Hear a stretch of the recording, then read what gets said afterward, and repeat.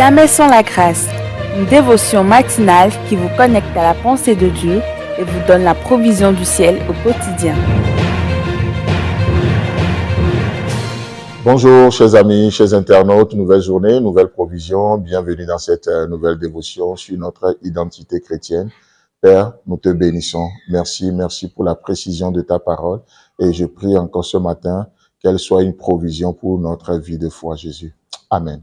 Alors, chers amis, je nous reprends un peu notre verset qu'on commence par voir depuis le mardi, Matthieu chapitre 4, le verset 2 et 3, où il est écrit, parlant bien sûr de notre Seigneur Jésus-Christ. Après avoir jeûné 40 jours et 40 nuits, il eut faim. Le tentateur, s'étant approché, lui dit, « Si tu es le Fils de Dieu, ordonne que ces pierres deviennent des pains. » Amen.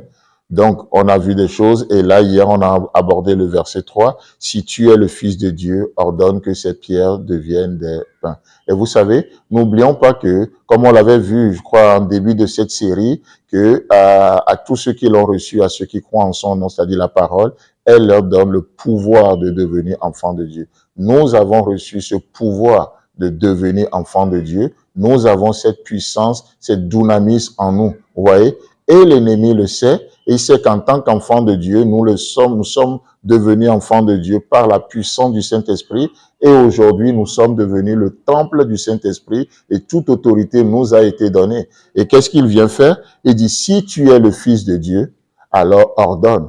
Est-ce que vous savez que vous avez le pouvoir, la puissance d'ordonner? Parce que Dieu nous le dit, la vie et la mort sont au pouvoir de la langue. Les disciples, en leur temps, ont bien compris cela. D'ailleurs, c'est pour ça que lorsqu'ils étaient allés dans ce village prêchant l'évangile et ils ne seront pas acceptés, qu'est-ce que les disciples vont dire à Jésus? Ils vont dire, mais Seigneur, ordonne, c'est-à-dire permets que nous ordonnons, que nous commandions du feu, que le feu du ciel tombe sur ce village et qu'il les consume. Ils n'ont même pas dit à Jésus de le faire parce qu'ils savaient le pouvoir qui est le leur. Et ils ont dit à Jésus, on attend juste ta permission pour passer la commande.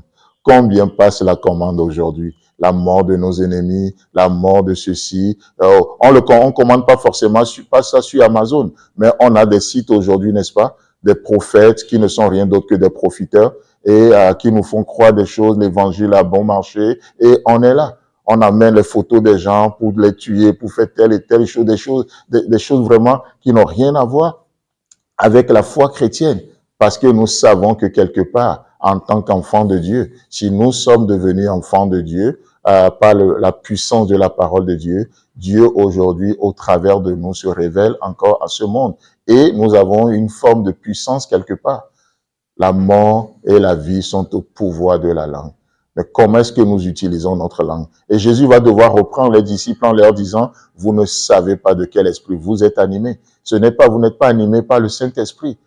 Le Saint-Esprit me dit de prier pour mes ennemis. Le Saint-Esprit me dit d'aimer mes ennemis. Voilà ce que le Saint-Esprit me dit. Voilà la norme, la normalité spirituelle. Oh, mais combien on répond au mal par le mal. Et le Saint-Esprit est souvent attristé, n'est-ce pas? Mais si nous ne connaissons pas notre identité, qu'est-ce qui se passe? Malheureusement, on rentre sur un terrain de démonstration, de prouver tout à tous, oubliant qu'un sceptique restera toujours sceptique.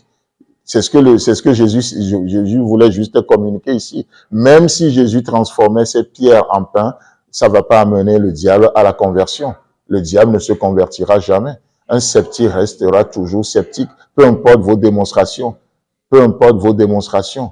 Vous savez, comme je ne sais plus dans quelle dévotion on le disait, mais même si un jour il arrivait que vous marchez sur les eaux, le sceptique va dire vous marchez sur les eaux parce que vous ne savez pas nager. À quoi ça sert alors de perdre son temps pour vivre une vie de démonstration, de prouver à tout le monde qu'on est quelque chose, mais malheureusement peut-être qu'on n'est même pas non plus. Mais Dieu nous appelle juste à nous reposer dans ce qu'il a fait de nous, à nous reposer dans la foi chrétienne. Vous voyez, c'est extraordinaire. C'est extraordinaire ce que notre Dieu fait de nous. Et ça ne s'arrête pas là. Et d'ailleurs, les gens vont voir Jésus plus tard dans Matthieu chapitre 27, le verset 40.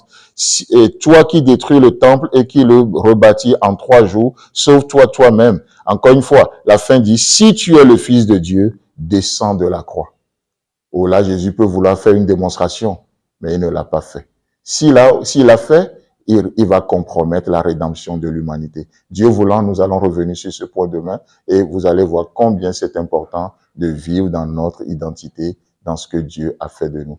En attendant, que Dieu vous bénisse. Si Christ a d'avenir, on se retrouve demain. Si vous avez aimé cette émission, parlez-en à vos amis. Parlez-leur du message de la grâce et de ce qu'il fait dans vos vies. Pour un sujet de prière, une question ou pour devenir partenaire, contactez-nous au 00229 94 75 80 20. Que Dieu vous bénisse et à la prochaine. En attendant, pensez avec Dieu.